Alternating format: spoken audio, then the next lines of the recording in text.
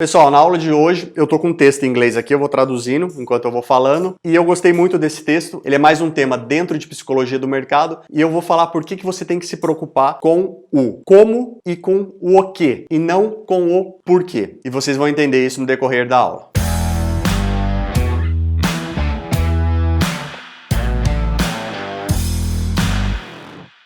Pessoal, o texto aqui, ele fala o seguinte, ele fala que um pesquisador, ele pegou um pombo e colocou o pombo na gaiola. E ele fala que de 15 em 15 segundos ele jogava comida dentro da gaiola. Independente do que acontecesse, de 15 em 15 segundos exatos, ele colocava comida na gaiola de alguma forma. Aí ele reparou que depois de alguns minutos, o pombo começou a dançar, a fazer uma performance, um negócio esquisito dentro da gaiola, como se aquela ação fosse a causa da comida estar aparecendo ali para ele. O pombo não conseguiu entender. O pombo não conseguiu aceitar que ele não tinha nada a ver, que a comida iria aparecer ali independente do que ele fizesse.